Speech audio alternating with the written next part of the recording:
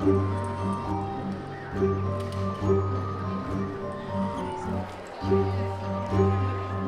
of all, he was a very well-trained stage actor before coming to the United States, so he brought that training, to all of his performances. And also, he was born in Lugos, Hungary, which is now Romania, but in the area of Transylvania, where a lot of the folklore surrounding vampires, was prevalent at growing up.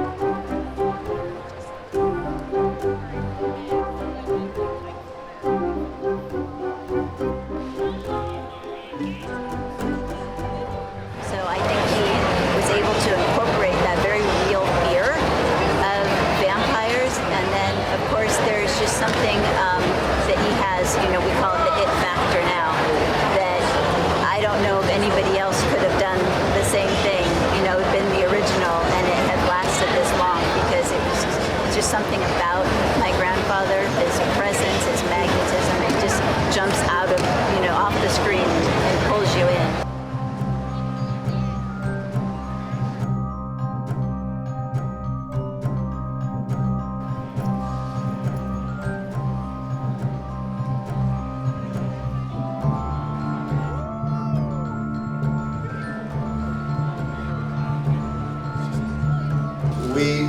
They just released an Art of the Walking Dead universe book. They're great. And they're so we great. had talked about doing just a zombie book, because I have thousands of photos, from every season, that would just be a book just about the different zombies. Because we would sit in the train and be like, oh, wouldn't it be cool if somebody was getting attacked by a zombie and they stabbed it with a knife, but then they died and they left the knife in the shoulder. And then we did that in an episode with Rick.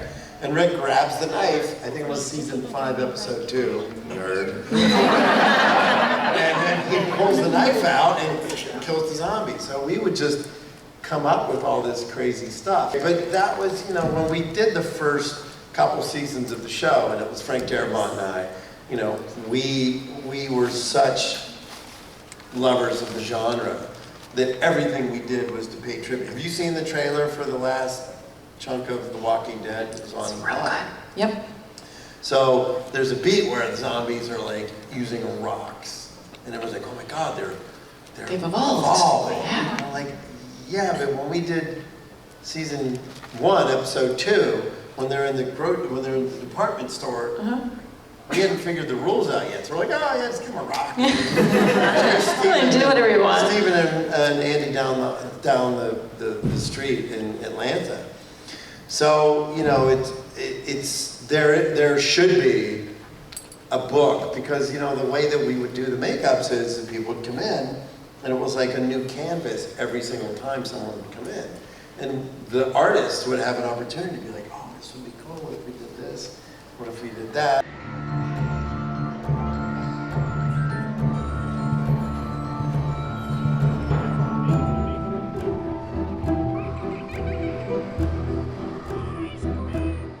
What about vampires? Welcome to the Vault of Horror.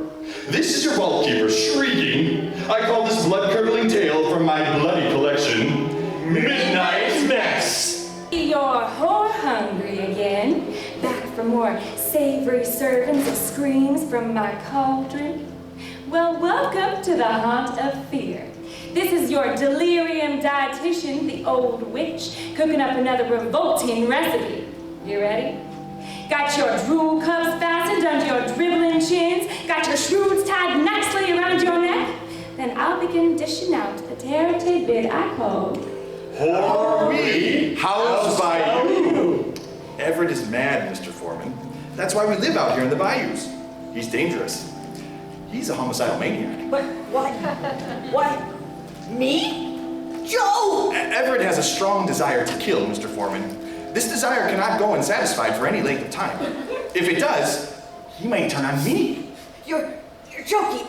This is some sort of gag. If you look behind you, you will see that this is no joke, Mr. Foreman. Yes! Everett's face brightens. He grins idiotically. I remember the others, Sydney. The fat salesman and the woman. Yes, Everett, I remember. Go ahead now, in the quicksand. Oh, the woman was nice. Her flesh was so soft when I cut. Everett! Everett scurries off toward the quicksand pool with his gory cargo. Sydney watches him go. Yes, the woman. She was the first. He remembered her. A stringy-haired, rotted woman's head bobs to the surface. Another follows. The plump salesman's face appears, and then the recently murdered doctor rises. In his bedroom, Sydney stirs uncomfortably in his sleep. Suddenly, the door to his chamber bursts open, and 3 figures are framed in it, swaying unsteadily. Who's there? Everett? Is that you? I thought I locked you in your... Gasp! The figures move forward into the light, but there is something strangely wrong about the figures. Sydney stares in horror. A whimper escapes his throat. Oh, no! Oh, Lord! For the dismembered parts of Everett's 3 victims have fused incorrectly. The woman's head rests upon the salesman's torso, while Dr. Foreman's head rests upon the woman's torso. And Mr. Jackson's, the salesman's, head was fused with the doctor's body. The other parts, the arms and legs of each, are equally as confused. The conglomeration moves forward toward the hysterically screaming Sydney.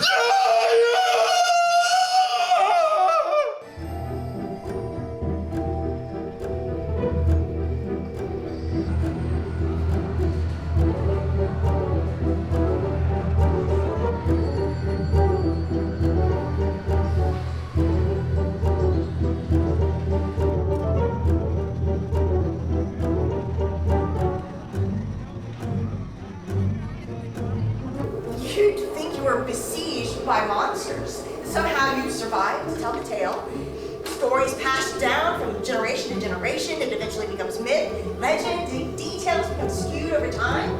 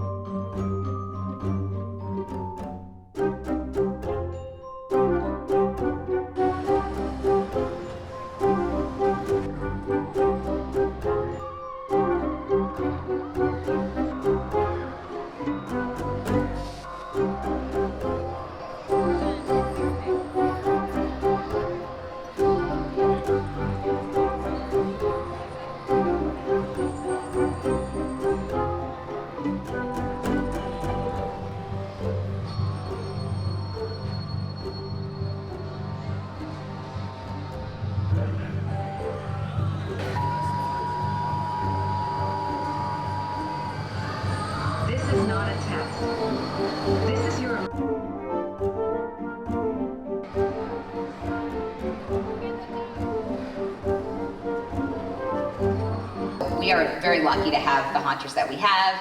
They impress us year after year. I honestly don't know how they do it. So in the show, we don't have a clip of it, sorry guys. But the show actually does a lot of celebration of haunters, I guess, because I'm also have a high level of respect for haunters in general that can pull it off routinely.